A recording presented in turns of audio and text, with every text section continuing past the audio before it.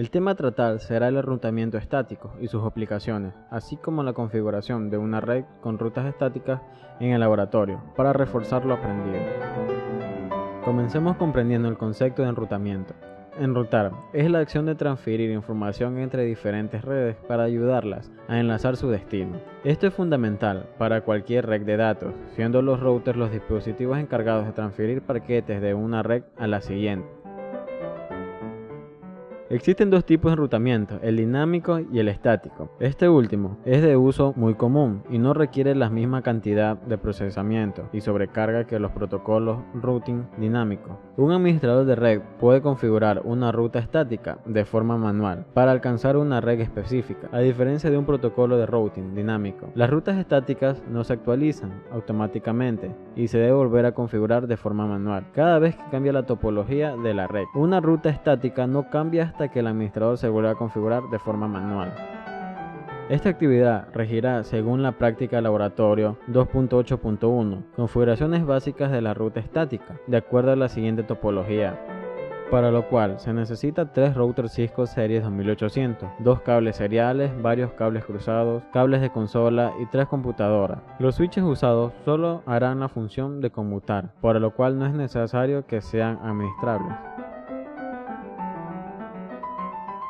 El primer paso es realizar la conexión física a los dispositivos, iniciando por los cables seriales. Cada extremo cumple una función diferente. Es importante diferenciar la parte DCE, cuyo conector es hembra y estará conectado en el primer serial del router R1, y la parte DTE, de conector macho, conectada al primer serial del router R2. Esto es importante debido a que el DCE llevará la sincronización de reloj y deberá estar plenamente identificado. De igual forma, se conectará la parte DCE del segundo cable a la segunda interfaz del router R2 y la parte DTE a la segunda interfaz del router R3. Por fines logísticos, se hará la conexión usando el cable cruzado directamente del router a la computadora. Conectaremos la primera interfaz Fast Ethernet de cada router, cuyo conector es el conocido RJ45, a la tarjeta de red de cada computadora.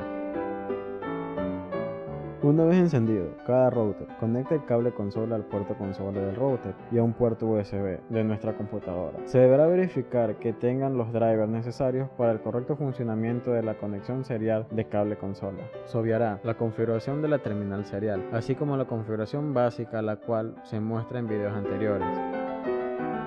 Iniciamos con el comando debug IP routing, el cual nos muestra lo que ocurre con la tabla de enrutamiento. Para ello es importante verificar la configuración del comando login synchronous en la línea de consola y evitar contratiempos al tipear nuevos comandos. Verifiquemos el nombre de cada interfaz con el comando show IP interface brief.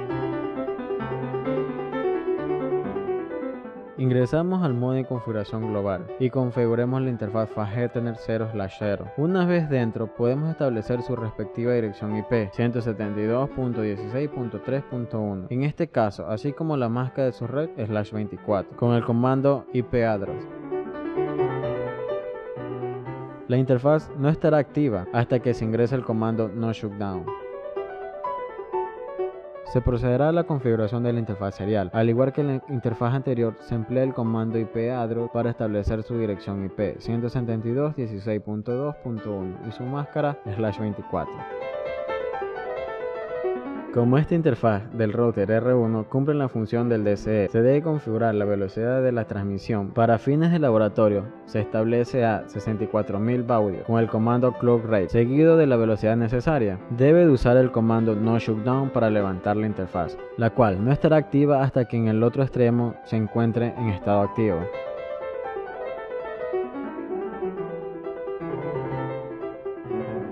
El mismo proceso se deberá seguir para los demás routers, con sus respectivas direcciones de acuerdo a cada interfaz. Para el router R2 se establece la dirección IP del primer puerto de la fase Ethernet con la dirección 172.16.1.1/24, la interfaz serial 0/0/0 con la dirección 172.16.2.2/24 y la interfaz serial 0/0/1 con dirección 192.168.1.2/24 con reloj de 64.000 baudios.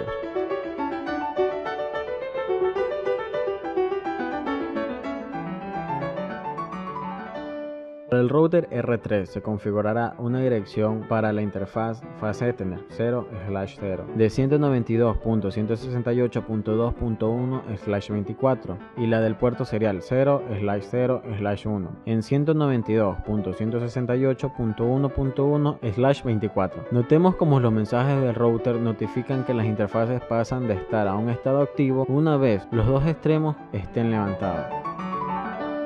En este punto es necesario realizar la configuración de nuestras tarjetas Ethernet de cada computadora con la dirección IP correspondiente en la red ubicada y con las direcciones de gateway igual a la dirección IP de la interfaz Fast Ethernet de su respectivo router. Las direcciones de cada computadora son 172.16.2.10/24 para la PC1, 172.16.1.10/24 para la PC2 y la 192.168.2.10/24 para la PC3. Es necesario realizar ping de cada PC a su respectivo gateway por defecto para comprobar el buen funcionamiento, así como usar el comando show IP interface bridge para verificar las correctas direcciones de cada interfaz.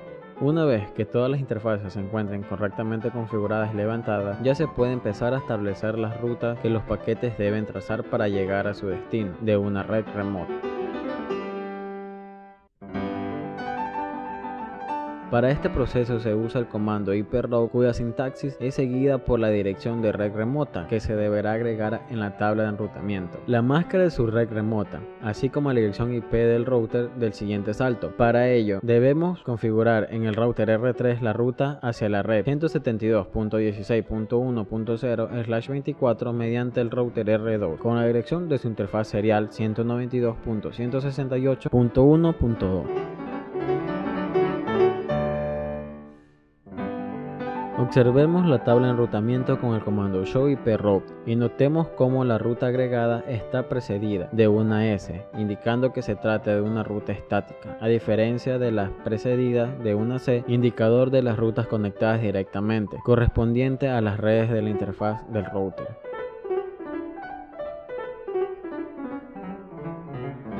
Esta ruta indica cómo llegar de la PC3 a la PC2, pero no en viceversa. Por ello, en el router R2 se debe configurar una ruta para enseñar el camino de regreso con el comando iproute a la tabla de red remota 192.168.2.0/24 mediante el router R3 con dirección de interfaz serial correspondiente a 192.168.1.1.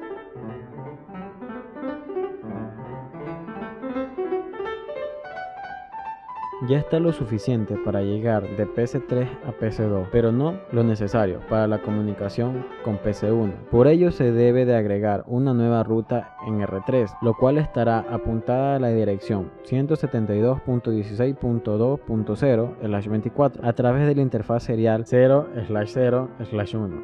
Nótese la diferencia con las rutas anteriores. También se puede indicar la interfaz que usará como salida.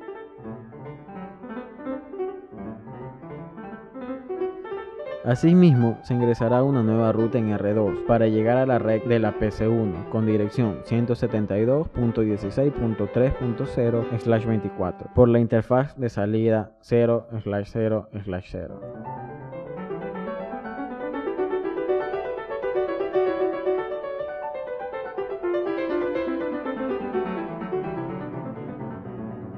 En el router R1 usaremos las rutas por defecto o predeterminadas, las cuales identifican la dirección IP del gateway, al cual el router envía todos los paquetes IP para los que no tienen una ruta descubierta o estática. Al configurar una ruta estática predeterminada, se crea un gateway de último recurso. Su sintaxis es la siguiente: el comando IP route apuntada a la dirección de red 0.0.0.0 con máscara 0.0.0 a través de la dirección del siguiente salto o la interfaz de salida. En este caso se establece la dirección de siguiente salto por el router R2 con la dirección 172.16.2.2/24.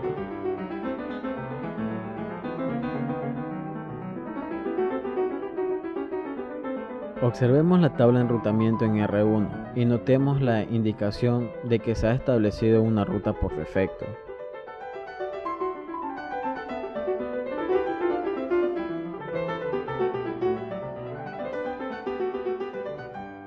no se ha establecido la ruta en R3 para llegar a la red de la PC1.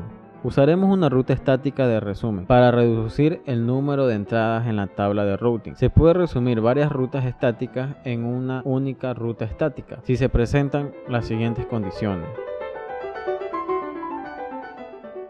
Las redes de destino son contiguas y se pueden resumir en una única dirección de red.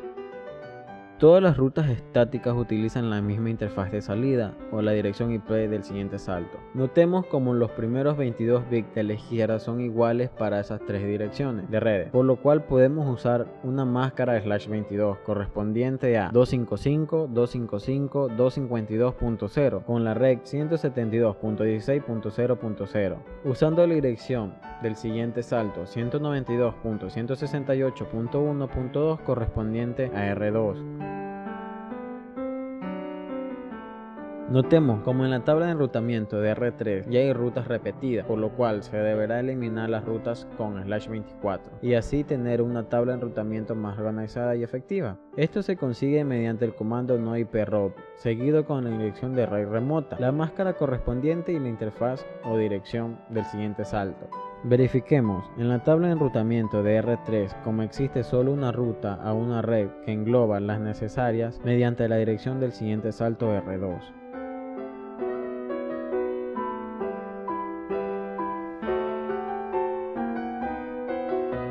El correcto funcionamiento se puede comprobar realizando pines exitosos entre cada computadora, como se muestra actualmente la correcta comunicación entre PC1 y PC3, debido a que existe en R3 una ruta de red 172.16.3.0 resumida en 172.16.0.0/22 y la respuesta de PC1 es posible gracias a la ruta por defecto establecida en R1, con lo cual se termina la práctica.